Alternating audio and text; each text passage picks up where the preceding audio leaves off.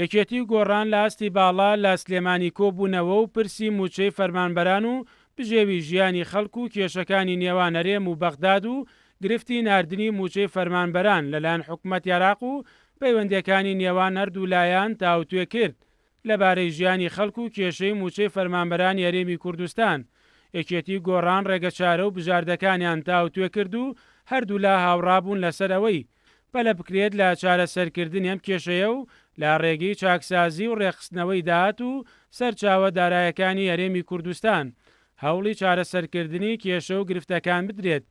لەبارەی کێشەکانی نێوان هەرێم و بەغداژ با پێویست زانرا پەلە بکرێت لە چارەسەرکردنی گرفتی موچە و شایستە دارایەکانی هەرێم و با پێویست زانرا لە زووترین کاتدا حکوومەت هەرێم وەفدێک ڕەوانەی بەغداد بکات بۆ ئەوەی ئەو کێشەیە یەکلای بکاتەوە و ڕێکەوتنی نوێ لەگەڵ بەغداد بکرێت بە جۆرێک گەرنتی دابینکردنی موچە و بودجەی هەرێمی کوردستان بکرێت.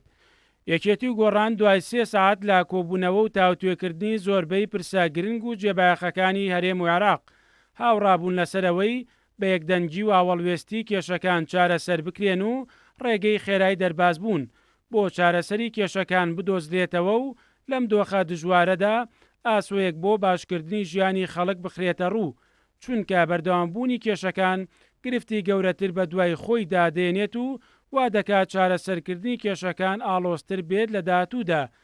لا کۆبوونەوەکەدا باس لە جێبەجێکردنی سیستمی لامەرکەزیش کرا وەک یەکێک لە ڕێگە چارەکان بۆ باشترکردنی ژیانی خەڵکو و بەڕێوەبردننی پارێزگاکانی هەرێمی کوردستان.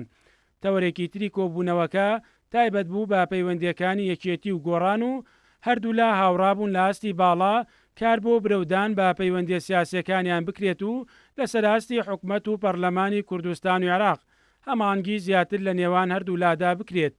لە ڕاگەنراوی هاوبەشی کۆبوونەوەی هەردوو لاشدا هاتووە.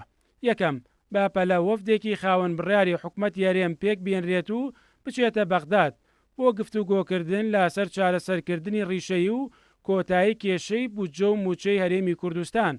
لامان کاتدا ئەم هەنگاوە ببێتە بناغەیەکی پتە و بۆ یاسای بودجەی 2021 فدراڵی.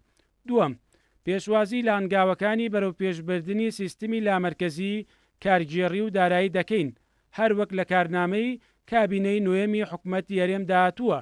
سێم زەمینە خۆشکردن بۆ کۆبوونەوەی لایەنە سیاسیەکانی کوردستان و پەرەپێدانی پەیوەندیەکان بەمبەستی چارەسەرکردنی ئەو کێشانەی ڕوبەڕووی واقعی هەرێم و عێراق دەبێتەوە.